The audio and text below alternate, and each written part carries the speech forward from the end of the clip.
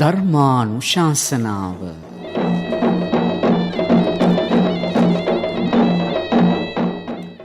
සුපින්නතුනි, අද ධර්මානුශාසනාව සිදු කරන ගෞරවනීය දේශකයාණන් වහන්සේ අනුරාධපුර කොහොඹගස් හන්දිය මහානාග විවේක සේනාසන වාසී පූජනීය වත්තේගම ආනන්ද චිත්ත ස්වාමීන්ද්‍රයන් වහන්සේ.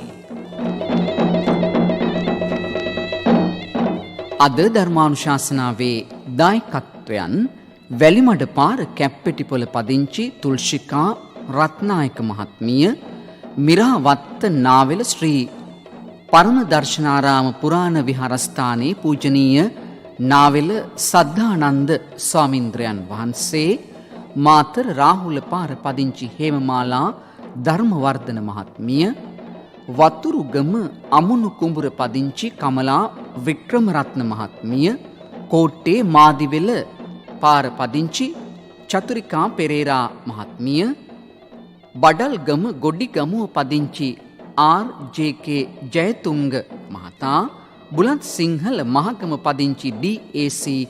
අමරාවතී මහත්මිය.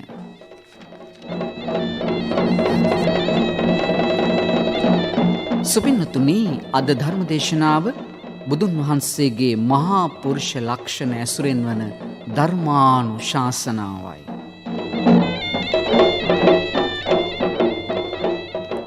අප හැමතුන් වූ ධර්මයේ ශ්‍රවණය කරන්නටයි සූදානම් වන්නේ.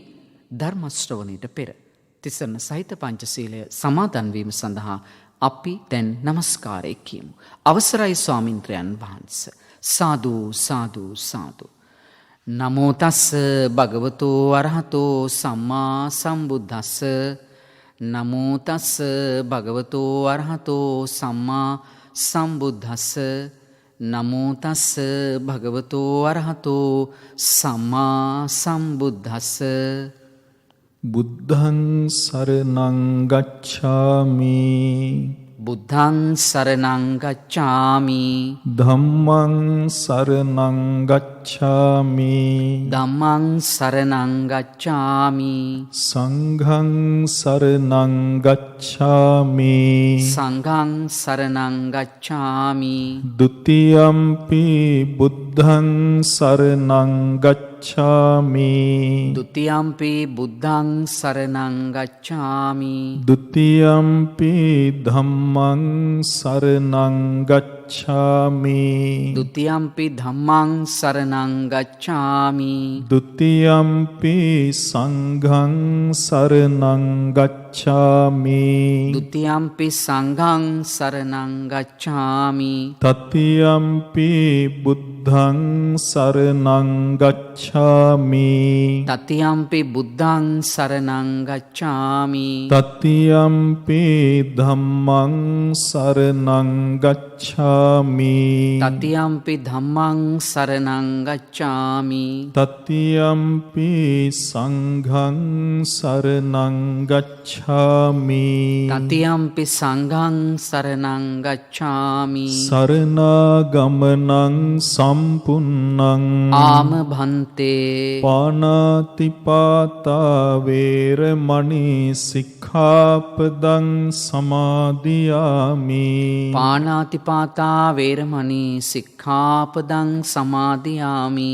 අදින්නාදානා වේරමණී සික්ඛාපදං සමාදියාමි. අදින්නාදානා වේරමණී සික්ඛාපදං සමාදියාමි. කාමේසු මිච්ඡාචාරා වේරමණී සික්ඛාපදං සමාදියාමි. කාමේසු මිච්ඡාචාරා වේරමණී සික්ඛාපදං සමාදියාමි. මුසාවාදා වේරමණී සික්ඛාපදං සමාදියාමි. මුසාවාදා වේරමණී සික්ඛාපදං සමාදියාමි. සුරාමේරය මජ්ජපමා දට්ඨානා වේරමණී සික්ඛාපදං සමාදියාමි. සුරාමේරේ මජ්ජපමා දට්ඨානා වේරමණී සික්ඛාපදං සමාදියාමි. තිසරණේන සද්ධින් පංචශීලං ධම්මං සාධුකං සුරක්ඛ හිතං කତ୍වා අප්පමාදේන සම්පාදේත. ආම භන්තේ සාදු සාදු සාදු. සමන්ත චක්කවාලේසු අත්‍රා ගච්ඡන්තු දේවතා සද්ධම්මං මුනි රාජස්ස සුනන්තු සග්ග මොක්ඛදං ධම්මස්සවන කාලෝ අයං භදන්තා ධම්මස්සවන කාලෝ අයං භදන්තා ධම්මස්සවන කාලෝ අයං භදන්තා. සාදු සාදු සාදු. නමෝ තස්ස භගවතු අරහතෝ සම්මා සම්බුද්දස්ස.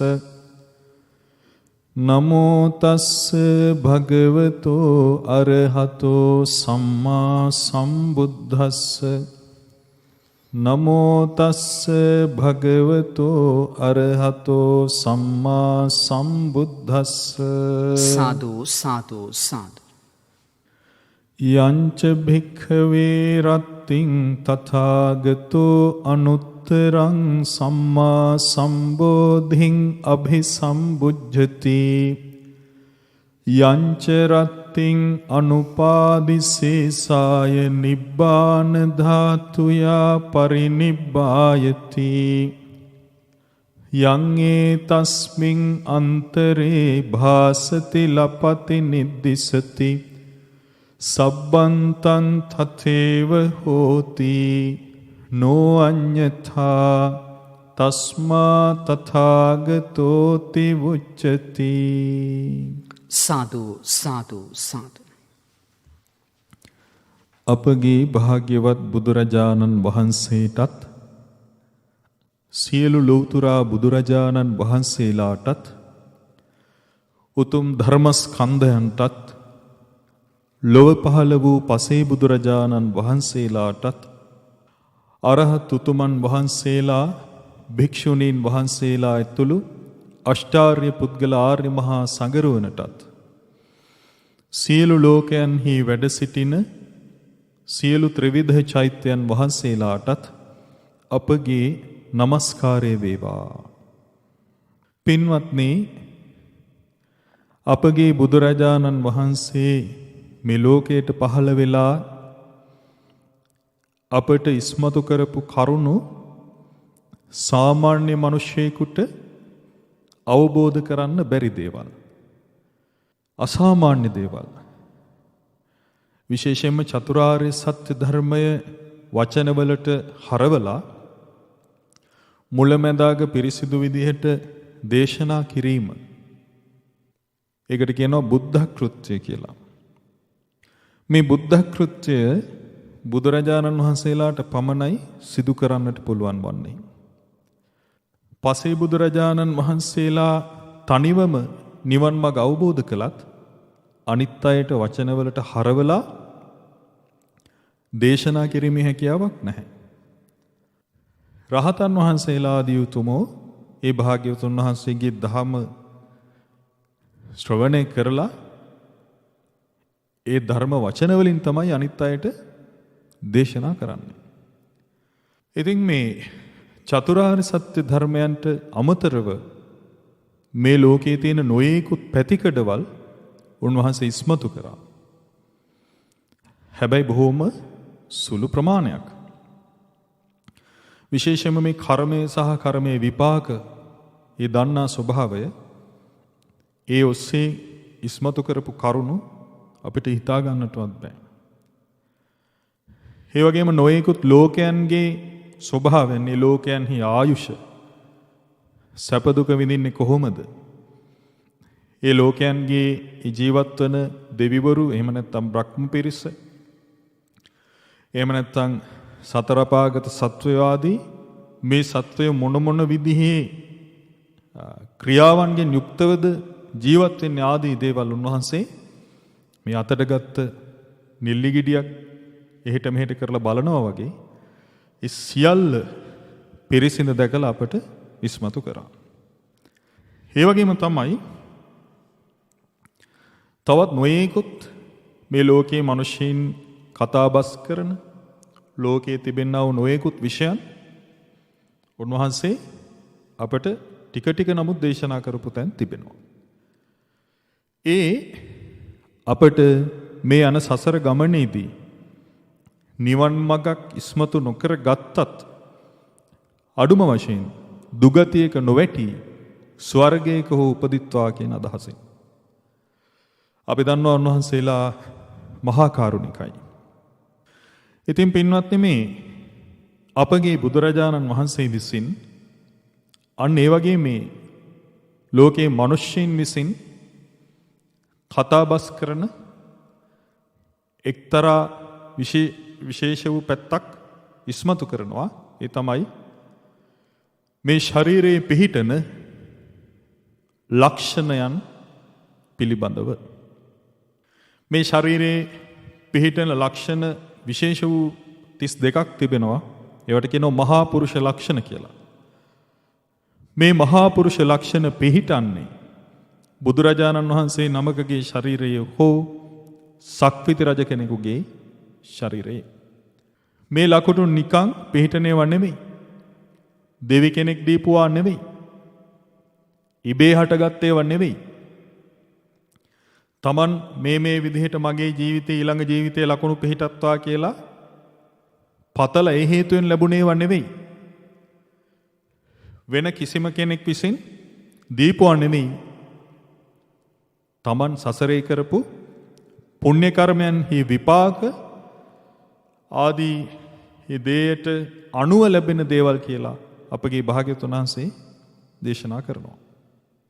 ඒ වගේ මේ පුරුෂ ලක්ෂණ තිබෙන කෙනාට මේ ජීවිතය අත්විඳින්නට ලැබෙන්නේ මොනවාද කියලත් උන්වහන්සේ දේශනා කළා.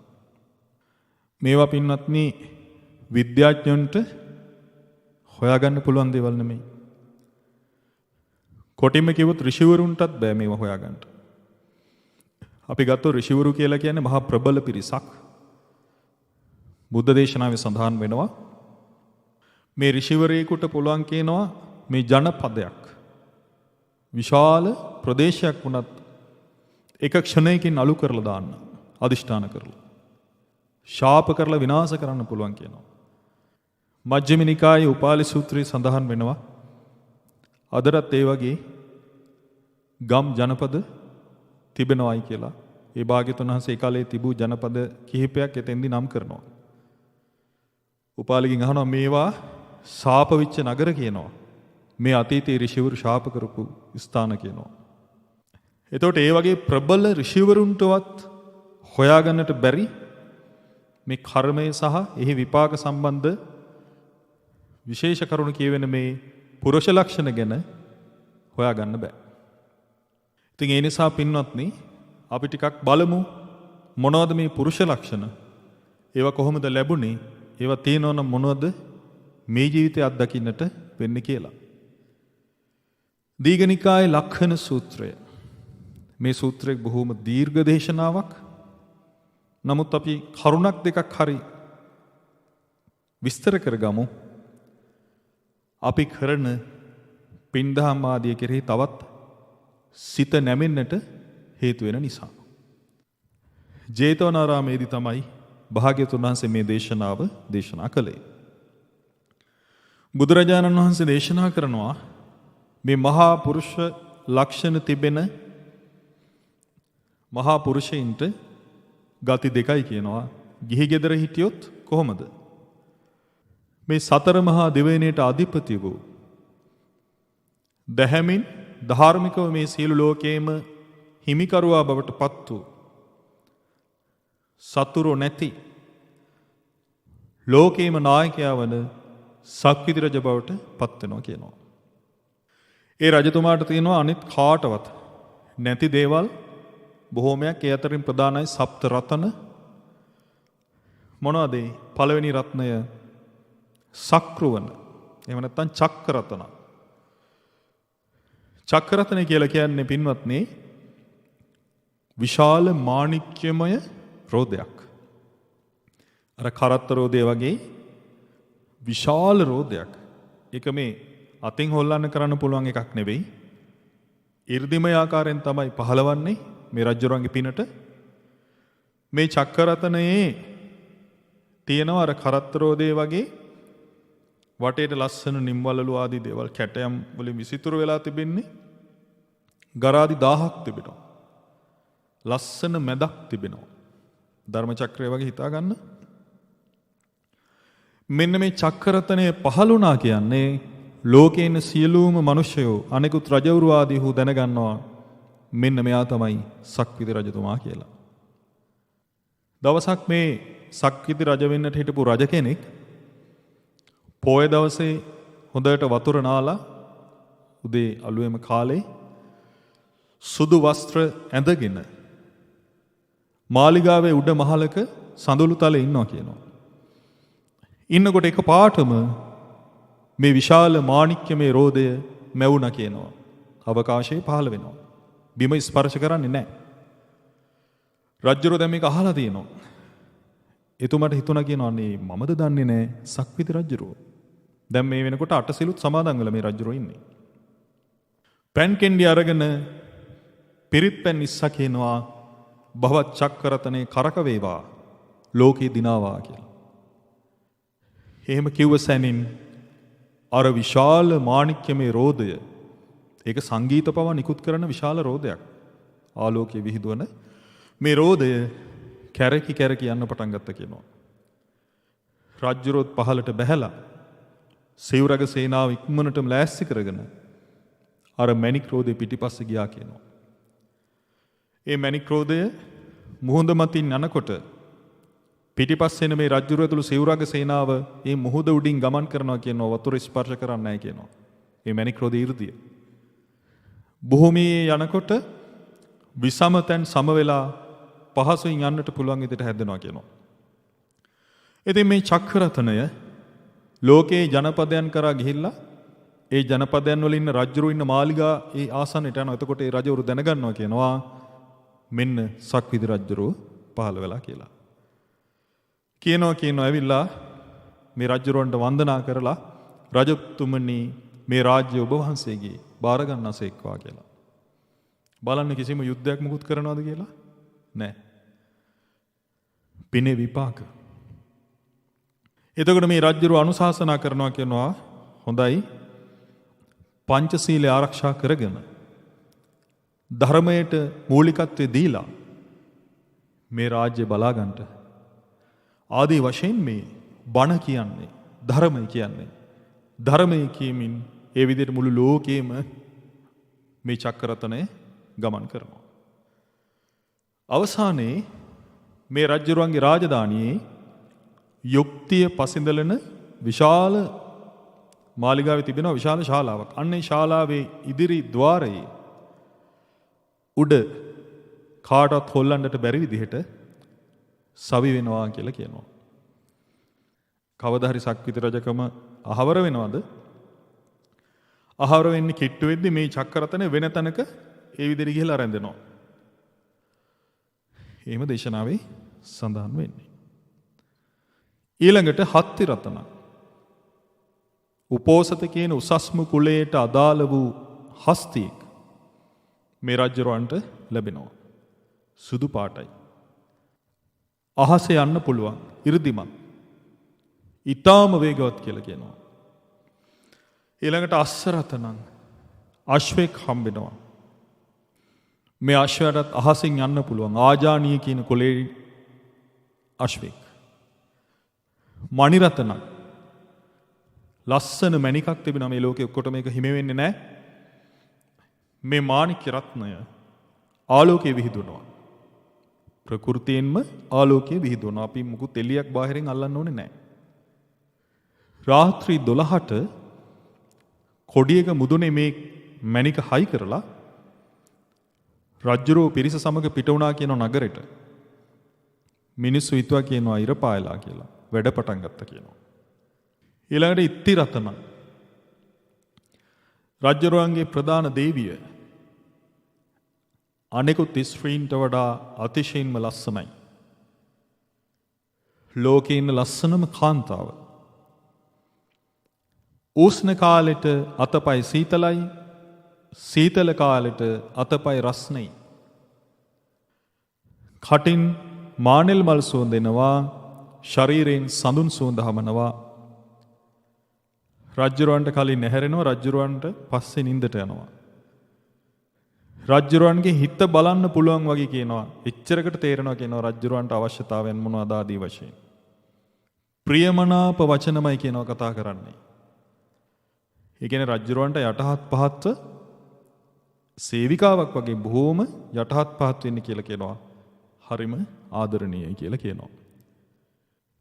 පිනක විපාකයක්. ගහපති රතනන් මේ රජ්ජුරුවන්ගේ ප්‍රධාන ඇමති. මේ ඇමතිට පුළුවන් ලෝකේ ඕනම තැනක තිබෙන නිධානයක් දිවසින් දකින්න.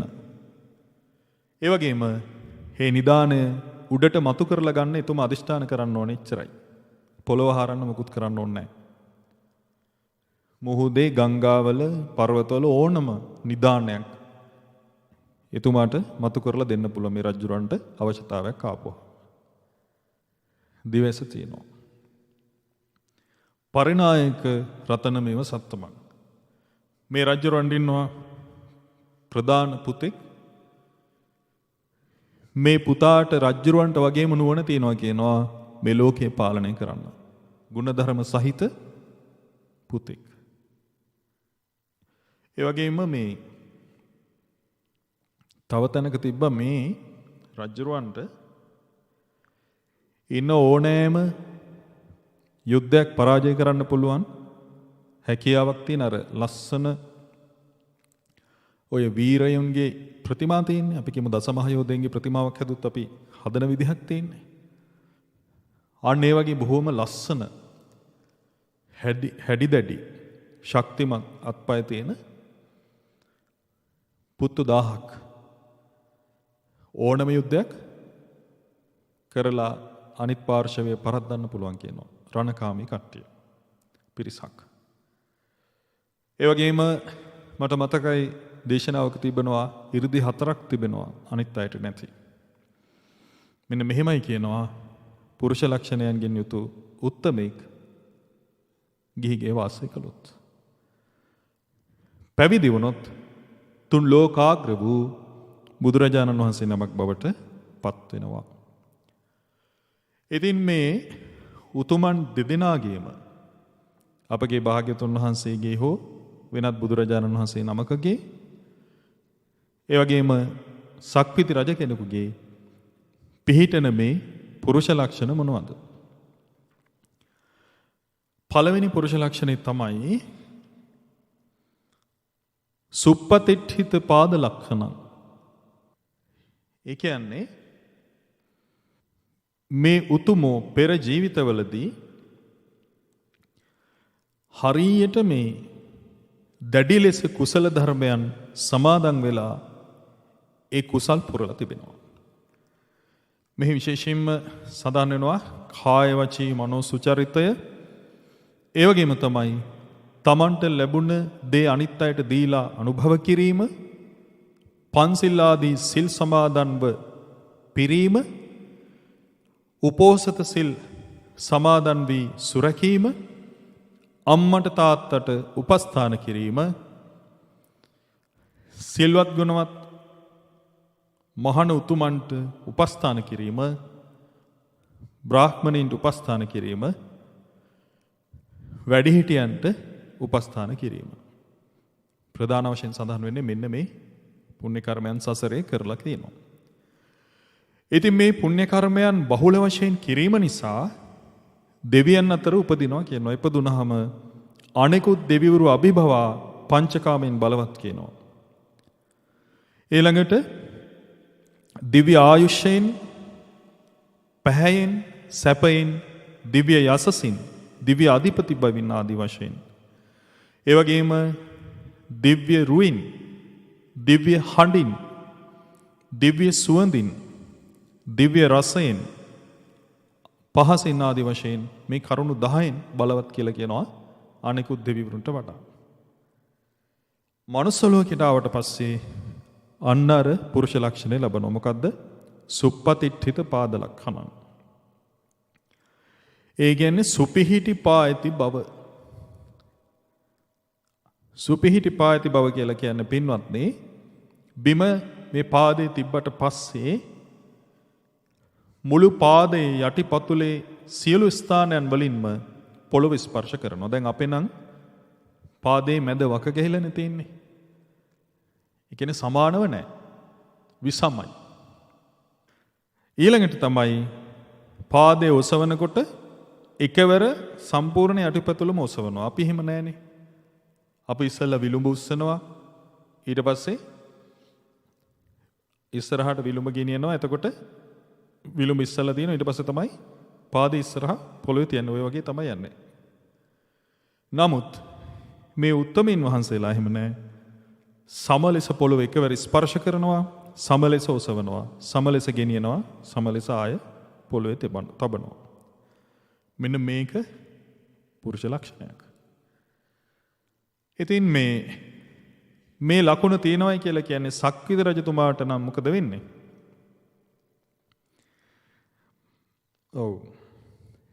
කිසිම සතුරෙකුට පරද්දන්න බෑ කියනවා. මේ සක්විති රජතුමාව කිසිම ආකාරයකින් කිසිම හතුරෙකුට පරාජය කරන්න බෑ කියනවා. බුදුරජාණන් වහන්සේ නමක් වුණොත් මොකද වෙන්නේ?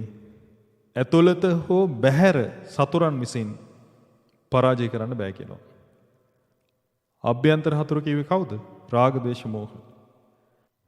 බාහිර හතුරු කියලා කියන්නේ උන්වහන්සේට වෛර කරන මහණෙක් වෙන්න පුළුවන්, බමුණෙක් වෙන්න පුළුවන්, දෙවියෙක් වෙන්න පුළුවන්, මාරෙක් වෙන්න පුළුවන්, බ්‍රහ්මෙක් වෙන්න පුළුවන්. ඒ කිසිම කෙනෙකුට පරාජය කරන්න බෑ කියනවා. එතකොට පින්වත්නි, පරාජය නොවන ඇත්තෝ බවට පත් වෙන නම් මොකද කරන්න ඕනේ? අර පෙර සඳහන් කළ පින්දහම් කරන්න. දැන් අපි සසරේ යනවනේ. අපි දන්නවා අපි නිවන අවබෝධ කිරීම කියන දේ බොහෝ දුරක තියෙන ඉලක්කයක්. සමහරට අපේ නිවන් මාගේ අවසානය මෛත්‍රී බුද්ධ ශාසනය විය හැකියි. සමහරට ඊටත් එහා වෙන්නට පුළුවන්.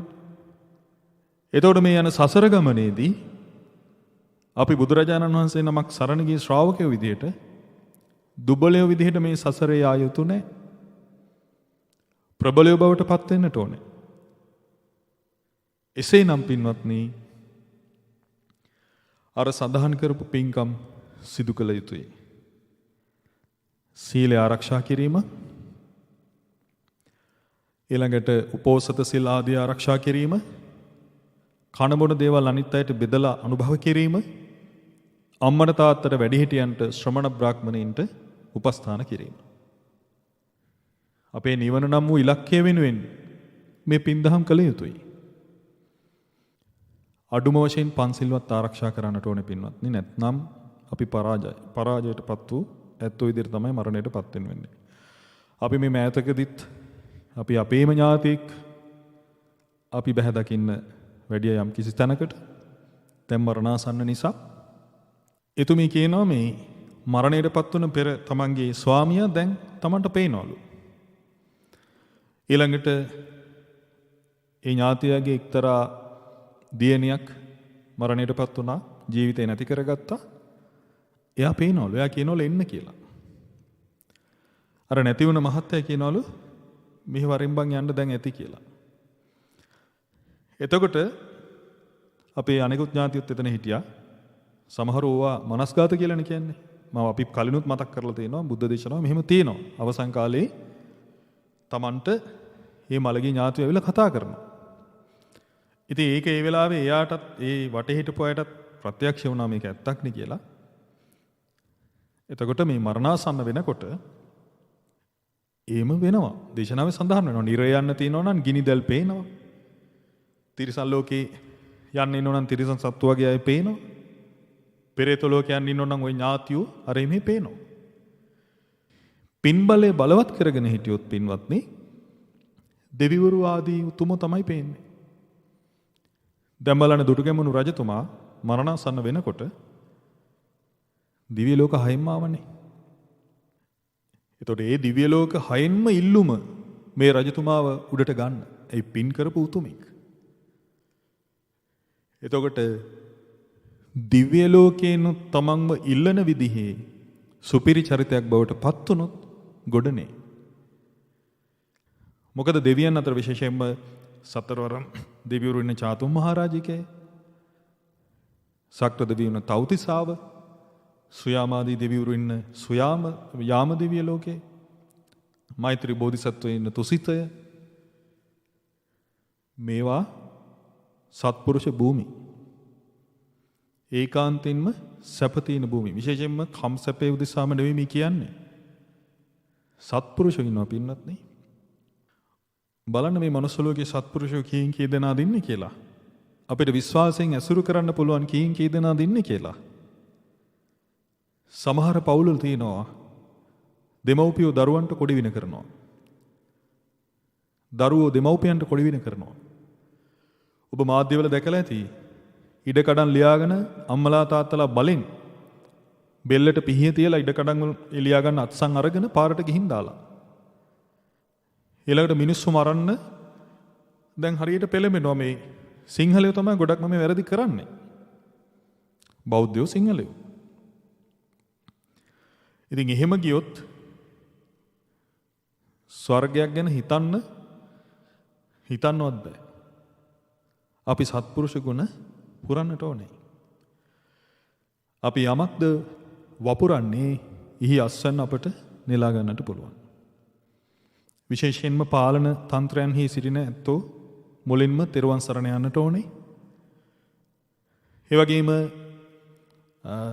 පූජ්‍ය පක්ෂයේත් සමහර අපි දැකලා තියෙනවා තිසරණේ අඩුපාඩු තිබෙනවා. සීලය ගැන නෙවෙයි මේ කියන්නේ. තිසරණේ අඩුම ගානේ බුදුරජාණන් වහන්සේ ගැනවත් හිත පහදවගෙන ඉන්නවා නම් මේ යුගයේ හැටියට විශාල දෙයක් කරන්න පුළුවන්. වැඩි දෙයක් අවශ්‍ය නැහැ. අපේ ලංකාවේ විහාරස්ථාන වලින් බුදුරජාණන් වහන්සේ කෙරෙහි පහදින්න මරණින් මතු ස්වර්ගය යන්න හේතු වෙන කරුණු ටිකක් කියලා දෙනවා නම් මේ රට වෙනස් කරන්න පුළුවන්. ජාතක පොතේ තියෙන කරුණු අපිට ඕනෑමටත් වැඩි ස්වර්ගය යන්න. එච්චර ගුණධර්ම මේ වගේ තියෙනවා. මේවත් කියලා දෙනවා නම් මේ රට සෞභාග්‍යයක් කරා යනවාමයි. දැන් මේ යන හැටියට අපිට ඒක පේන තෙක් මානයක නැහැ. දැන් බලන්නකෝ බුදුරජාණන් වහන්සේගේ ශ්‍රාවකයා කියලා කියන්නේ අෂ්ටාර්ය පුද්ගල ආර්ය මහා සංඝරත්නයනේ. එතකොට බුදුරජාණන් වහන්සේගේ ශ්‍රාවකයෝ බවට පත් වුනහම අඩුම වශයෙන් සෝවාන් මාර්ගයේවත් ඉන්න කෙනෙක් බවට පත් වුණොත් එයා බුදුරජාණන් වහන්සේගේ ආර්ය පිරිසට අයිති වෙනවා. ඊට මෙහා එක්තරා දේශනාවක තියෙනවා ගෝත්‍ර බුහු කියලා පුද්ගලෙක් ගැන. ඒ කියන්නේ ආර්ය පුද්ගලෙක් නෙවෙයි හැබැයි බුදුරජාණන් වහන්සේ කෙරෙහි හිතේ පැහැදීමෙන් යුක්තව එයා අතෙන් යන්න උත්සාහ කරනවා. එතකොට අෂ්ටාර්ය පුද්ගල හෝ අර කියන පුද්ගලෙක් හෝ බුදුරජාණන් වහන්සේගේ ශ්‍රාවකෙක් නම් අෂ්ටාර්ය පුද්ගල කියපුවම හිතන්න එපා සිවුර පුරවගත්ත ස්වාමීන් වහන්සේලා විතරක් නෙවෙයි භික්ෂුන් වහන්සේලා විතරක් නෙවෙයි අද නැතත් මෙහෙණින් වහන්සේලා පමණක් නෙමෙයි උපාසක උපාසිකාවුත් අයිති. බුද්ධ ශාසනය ඉදිරියට ගෙනියන්නට ඒ වගකීම භික්ෂුන් වහන්සේලාට පමණක් නොවේ.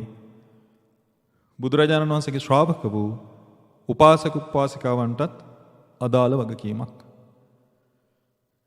උපාසක උපාසිකාව කිව්වහම මනුස්සය විතරක් නෙමෙයි දෙවිවරු බ්‍රහ්මයොත් ඇතුළත්. දැන් සතරවරම් දෙවිවරු සෝවාන්නේ උපාසකවරු.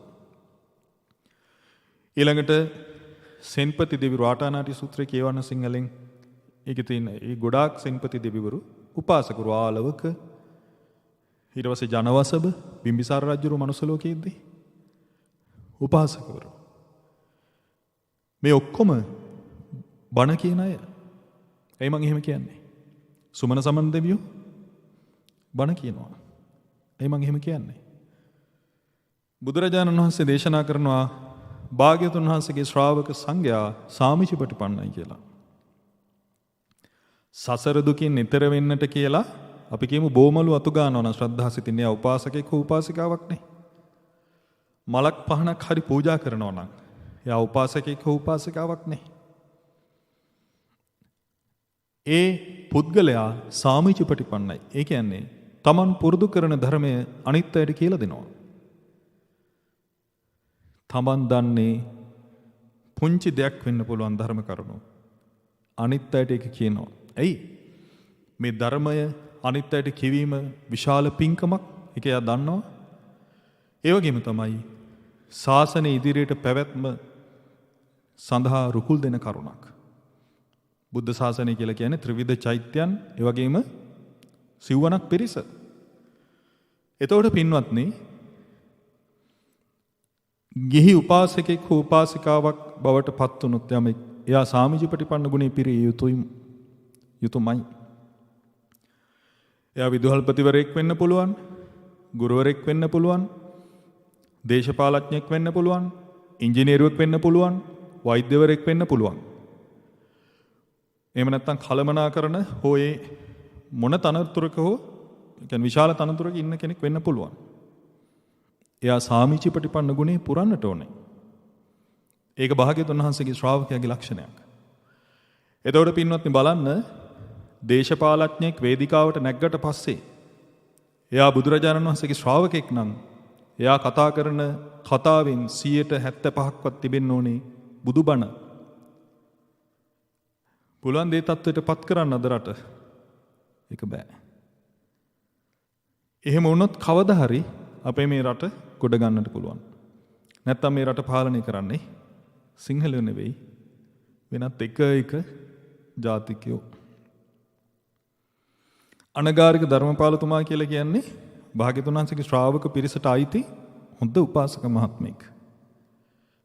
බලන්න, එතුමා වේදිකාවට නැග්ගට පස්සේ ජාතිය ගැන කිව්ව, ඊළඟට බුදුබණ කියලා දුන්නා. ගමින් ගමට ගිහිල්ලා බුදුරජාණන් වහන්සේ ගැන හිත පහදවන්නට කරුණු කිව්වා.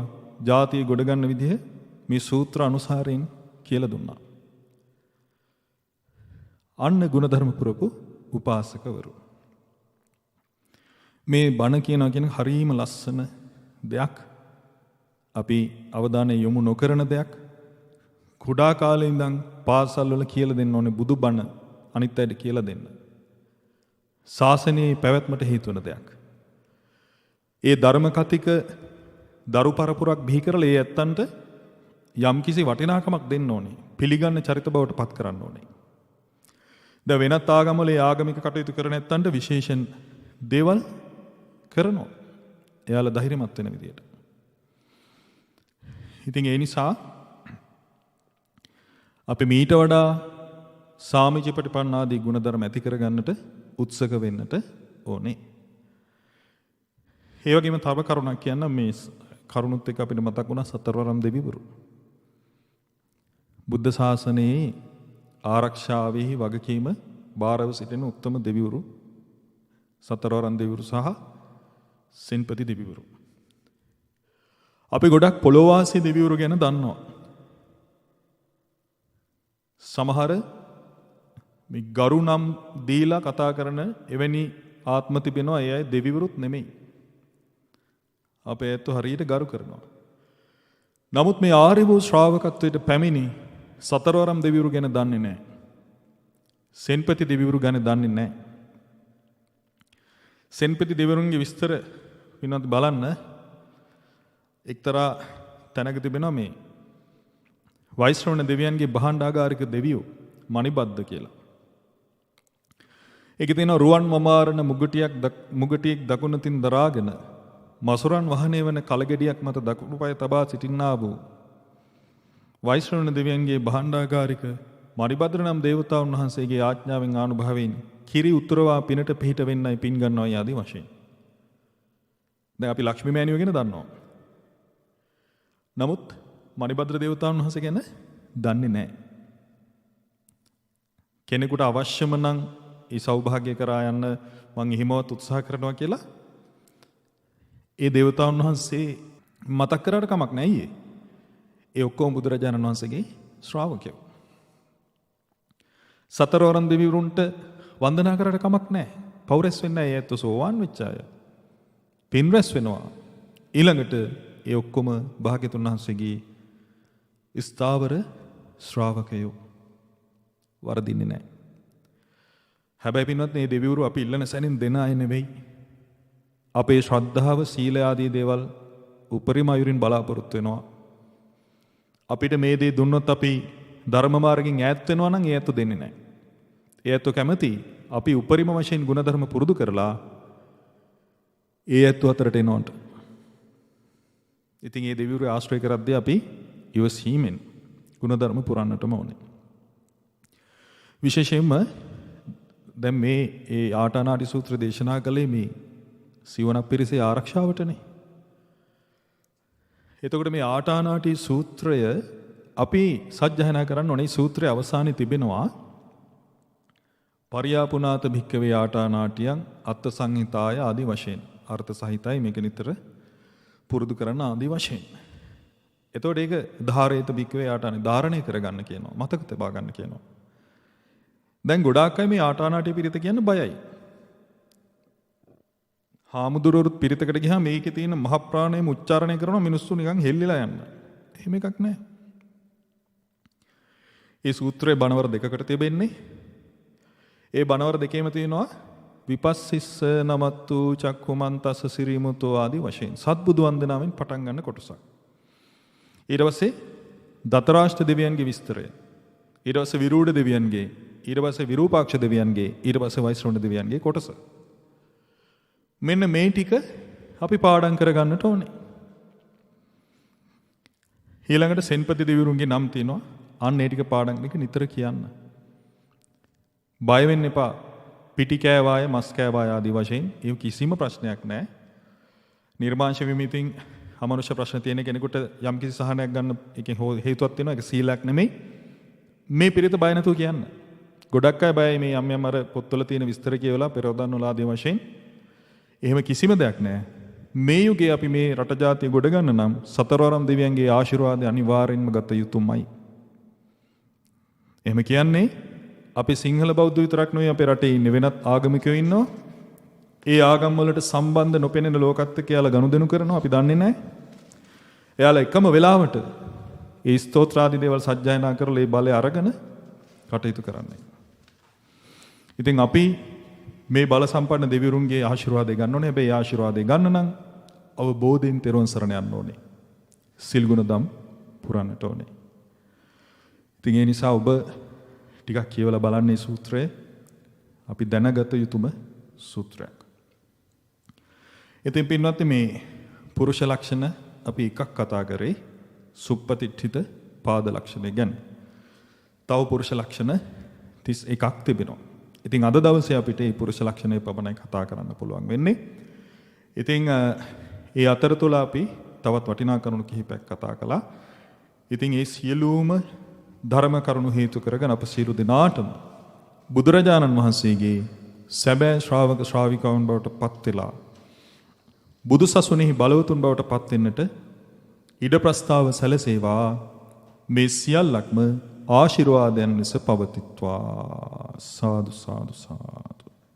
අවසරයි ස්වාමින්ද්‍රයන් වහන්ස, අද දවසේ ධර්මානුශාසනාවේ දායකත්වයන් අරමුණු ඉදිරිපත් කරන්නට 2019 වර්ෂයේ තමාගේ ජීවිතයේ බේරා ගැනීම සඳහා අපරිමිත වෙහෙසක් දැරූ ප්‍රසව හා නාරි රෝග විශේෂඥ වෛද්‍යවරුන් වන එවකට වැලිමඩ රෝහලේ විශේෂඥ වෛද්‍ය චමින්ද ජයලත් මහතාට, එවකට බදුල්ල මහ රෝහලේ විශේෂඥ වෛද්‍ය හංනැල්ල මහතාටත්, කැප්පිටිපොළ රෝහලේ ප්‍රධාන වෛද්‍ය කරුණාරත්න මහතාටත්, එම පවුලේ සියලු දෙනාටත්, චින්තා අක්කා ඇතුළු සෙනවිරත්න පවුලේ සැමට, සැමියා ධනුෂ්ක කුමරුටත්, දියණිය දිනිති පාරින්දයා පුතා කෙනුල් සිතුමිනටත්, මව පොඩිමැණිකේ සහ සැමියාගේ දෙමෝපියන්ට, සහෝදර සහෝදරයන් ඇතුළු සියලුම ඥාතීන්ට, දේශකයන් වහන්සේට, ධර්මය අසන සෑම දෙනාටත්, සම්‍යක් දෘෂ්ටික දෙවි දේවතාවන්ට මේ උතුම් පින හේතු වේවා. අභවප්‍රාප්ත ධර්මසේන රත්නායක පියාට පින් පැමිණවීමත් උදෙසා ධර්මදේශනාවේ දායකත්වයෙන් කටයුතු කරනවා. පෙබරවාරි මාස 23 වන දිනට ජන්මදිනය වෙනුවෙන් තුල්ෂිකා රත්නායක මහත්මිය විසින් 2017 පෙබරවාරි 23 වන දින පරලොස් සැපත් WM බණ්ඩාරමැණිකේ ආදරණ මෑණියන්ට සහ 1971 සැප්තැම්බර් මාස 15 වන දින අභාවයට පත් ආදරණීය පියාණන්ට සසර සැපවත්ව ඉක්මන් භවයක නිවන් සුව අවබෝධ වේවායි ප්‍රාර්ථනා කරමින් ධර්ම දේශනාවේ දායකත්වයෙන් කටයුතු කරනවා වැලිමඩ නාවෙල ශ්‍රී පරම දර්ශනාරාමාධිපති රාජකීය පඬිත නාවෙල සද්ධානන්ද ස්වාමීන් වහන්සේ ඇතුළු සහෝදර සහෝදරියන් පිරිස විසින් සැලසුම් ක්‍රියාත්මක කිරීමේ අමාත්‍යාංශයේ අධ්‍යක්ෂකව සිට සේවය කළ විශ්‍රාමලත් එච් ධර්මවර්ධන මහතා අභාව ප්‍රාප්ත වී වසර 10ක් පිරීම නිමිත්තෙන් එතුමාට නිවන් සුව පතා ධර්මදේශනාමය පුණ්‍ය කර්මය සිදු කරන අතර තවද අභාව ප්‍රාප්ත එතුමාගේ පියාණන් වන එච්.බී. සුගතදාස මහත්මයාට මෑණියන් වන ඩී.කේ. මුතුකුමාරන මහත්මිය හා නැගණිය වන චන්ද්‍රා නානායක්කාර මහත්මියට ඒ සමගම පියාණන් වන පී.එච්.ඒ. ආරිදාස මහතාට මෑණියන් වන සෝමා සමරවික්‍රම මහත්මියට මියගිය සියලුම ඥාතින්ට මේ පින නිවන් පිණසම හේතු වේවායි ප්‍රාර්ථනා කිරීමත්. තවද තේජකයන් වහන්සේට නිරෝගී සුවය සහ දීර්ඝාෂ ප්‍රාර්ථනා කිරීමත්. සුජීවත්ව සිටින සියලුම සොහිර සොහිරියන්ට නිදුක් නිරෝගී සුව දීර්ඝාෂ ප්‍රාර්ථනා කරන්නේ බිරිඳ හේමමාලා ධර්මවර්ධන පුතුන් වන හේමාල් සහ විශ්වජිත් ලේලී සහ මුණුබුරු මිනිබිරියන් ඇතුළු සියලු දෙනා විසින්. බුත්පිටිය දොරනාවල පදිංචිව සිට මීට වසර 10කට පෙර පරලොස් සැපත් W.A. නාලින් සිඤ්ඤෝ මහතා සහ මීට වසර 35කට පෙර පරලොස් සැපත් බේබිනෝනා මහත්මිය ඇතුළු ආදරණීය දෙමෝපියන් දෙදෙනාටත් ඒ සමගම නමින් මියගිය සිළුම නෑදෑ හිතමිතුරන්ට ගෞරවනීය දේශකයන් වහන්සේට ඒ සමගම ලෝකවාසී සිළුම දෙනාට උතුම් චතුරාර්ය සත්‍ය ධර්මය අවබෝධ කර ගැනීම පිණිස මෙම ධර්ම දානමය පින්කම හේතු වේවා. එමෙන්ම සිළුම දෙනාට පුණ්‍ය අනුමෝදනා කරමින් ධර්ම දේශනාවේ දායකත්වයෙන් කටයුතු කරනවා වතුරුගම අමුණු කුඹුර පදිංචි කමලා වික්‍රමරත්න මහත්මිය ඇතුළු දූ දරුවන් සහ මොනුබුරු මිනිපිරියන් පිරිස විසින්. පෙබරවාරි මාස 20 වන දිනට තම 72 වන ජන්මදිනය සමරන ආදරණීය අම්මා වන චිත්‍රා සිරිසේන මහත්මියට නිදුක් නිරෝගී චිරජීවනයේ මානසික සතුට පතා ස්වාම පුරුෂයා දුව බෑනා මොනුබුරු මිනිබිරියන් විසින් ධර්මදේශනාවේ දායකත්වයෙන් කටයුතු කරනු ලබනවා. 2021 නොවැම්බර් මාස 23 වන දින අභාව ප්‍රාප්ත චන්ද්‍රලතා ජයතුංග මහත්මියගේ තෙමස් පූර්ණ පින්කම වෙනුවෙන් පුණ්‍යානුමෝදනා කිරීම. මේ දිනට වසර 3ක් මාස 6කට පෙර මියගිය ආර්.ජේ.කේ. ප්‍රේමශීලී මහත්මියට පින් අනුමෝදන් කිරීමත් පල්ලොස් සැපත් ආර්.ජේ.කේ. අප්පුහාමි සහ එම්.ඒ. එමලිනා හාමිනේ යන මව්පිය දෙපළට පින් අනුමෝදන් කිරීමත් 1985 පෙබරවාරි 25 වන දින අභාව ප්‍රාප්ත වයි.ඩී. ඒමිස් අප්පුහාමි පියාණන්ට පින් අනුමෝදන් කරමින් ධර්මදේශනාවේ දායකත්වයෙන් කටයුතු කරනවා බඩල්ගම ගොඩිගමුව පදිංචි ආර්.ජේ.කේ. ජයතුංග ස්වාමියා ඇතුළු දූදරු මොනුබුරු මිනිබිරියන් පිරිස විසින්. බුලත් සිංහල මහගම උදම්යාවල අංක 580 නිවසේ පදිංචිව සිට 2021 පෙබරවාරි 25 වන දින අභාවයට පත් වී වසරක් පිරීම නිමිත්තෙන් එතුමාට පින් පැමිණවීම සහ ඔහුගේ මතු භවයේ සුවපත් වේවායි පැතීමත් මිට වසර 7කට පෙර අභාව ප්‍රාප්ත ජී.ඒ. පියදාස මහතාට සොහිරාට පින් පැමිණවීමත් මීට මාස 7කට පෙර අභාව ප්‍රාප්ත වූ ජී.ඒ. මානෙල් ආදරණීය සොහිරියට නිවන් සුව පැතීමත් අලුත්ගම ගල් හේන නිවසේ සිට අභාවයට පත් අයි.ඩී. තේමිස් සිල්වා පියාණන්ට එම්.ඒ. අංගනෝනා මෑණියන්ට ඩී.සී.ඒ. සෝමාවතී නැගණියට තිලකරත්න මල්ලි ඇතුළු සියලු දෙනාට පින් ප්‍රාර්ථනා කර නිවන් සුව පැතීමත් ඒ සමගම සියලුම දෙනාට උතුම් වූ ආශිර්වාද ලැබේවායි පතමින් ධර්මදේශනාවේ දායකත්වයෙන් කටයුතු කරනවා බුලත් සිංහල මහගම පදිංචි ඩී.පී.ඒ. අමරාවතී මහත්මිය පුෂ්පමාලා දීනි චමින්ද එරන්ද කුමාර පුතා වසන්ත ප්‍රේමලාල් බෑනා නිශාන්ති පෙරේරා ලේලිය කුසුමාවතී මහත්මිය සහ ඇගේ දූ දරු පිරිස උදිත චතුරංග දිමුතු විශ්මිත යොහාන් ශානක තිලෝචන දේශාන් තීක්ෂණ නයනදිච් යන මුණුබුරන් මානෙල් මහත්මියගේ දීනි සහ බෑනා වරු ඇතුළු සියලුම දූදරු මුණුබුරු මිනිබිරියන් පිරිස විසින් දැන් ගෞරවනීය දේශකයන්න් වහන්සේ විසින් සිදු කරන පුණ්‍ය අනුමෝදනාව. මේ උතුම් ධර්මදේශනාව හේතු කරගෙන රැස් කළා වූ සියලුම පුණ්‍යානුභාව බලයෙන් තෙරුවන් අනන්ත ගුණ බලයෙන් ආදී වශයෙන් ගුරු දේවෝත්තමවරු ඇතුළු ලෝවාසී සංඝරත්නය සූපත් වේවා. ඒ වගේම අද මෙම ධර්ම දේශනාවට ප්‍රධාන දායකත්වයන් දරූ සීලූම දෙනා එම පවුල්වල සියල්ලෝ සුවපත් වේවා. දෙමව්පියන්, සහෝදර සහෝදරයන්, දූ දරුවන්, ඥාති මිත්‍රාදී සියලු දෙනා සුවපත් වේවා. ඒ වගේම මේ ගුවන් විදුලි සංස්ථාවෙහි සියලු කාර්ය මණ්ඩලීය පින්වතුන් සුවපත් වේවා. ඒ සියලු දෙනාට, ඔබ සියලු දෙනාට, අප සියලු දෙනාට බුදුරජාණන් වහන්සේගේ ශ්‍රාවක බලවතුන් බවට පත්වන්නට මේ සියලු පුණ්‍ය ධර්මයන් ආශිර්වාදයක්ම වේවා. සාදු. ඒ වගේම තෙරුවන් කෙරෙහි සිත පහදවාගත් මළගේ ඥාතීන්, අතීතයේ වැඩ සිට අපවත් වූ සංඝ පීතෘන් වහන්සේලා, ජාතික වීරවරු, රණවිරුවෝ, ඒ වගේම නොයෙකුත් භීෂණ ක්‍රියාවන් හේතුවෙන් ස්වභාවික විපත් ආදීන් අකාලේ මිය පරලෝකීය සියල්ලෝ මෙපින් බලෙන් සූපත් වේවා. ඒ සියලු දෙනාටම බුදු සසුනේ පිහිට පිළිසරණ ලබා ගන්නට මේ සියල්ලක්ම හේතු වාසනා වේවා.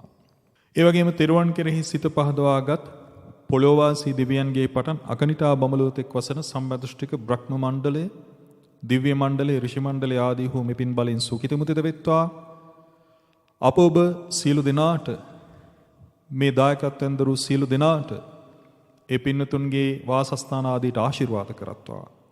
ලක්දිව බුදු සසුන බබලන්නට ආශිර්වාද කරත්වා. ඒ සියලු දෙවිවරුන්ට කැමැති බෝධියකින් පිරිනිවීම පිණිස මේ සියලු පින් හේතු වේවා. අනුමෝදන් වෙත්වා. සාදු සාදු සාදු. ආකාසට්ඨා ච බුම්මට්ඨා දේවා නාග මහිද්దికා පුඤ්ඤන්තං අනුමෝදිත්වා චිරන් රක්ඛන්තු ලෝක සාසනං චිරන් රක්ඛන්තු දේශනං චිරන් රක්ඛන්තු මං පරන්ති භවතු සබ්බ මංගලං රක්ඛන්තු සබ්බ දේවතා සබ්බ බුද්ධානුභාවේන සබ්බ ධම්මානුභාවේන සබ්බ සංඝානුභාවේන සදා සුත්ති භවන්තු තේ.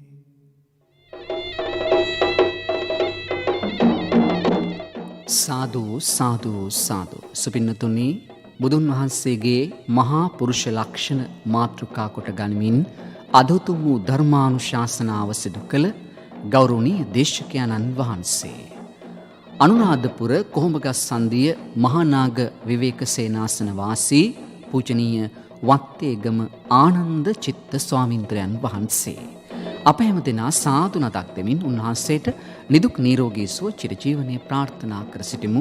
සාදු සාදු සාදු.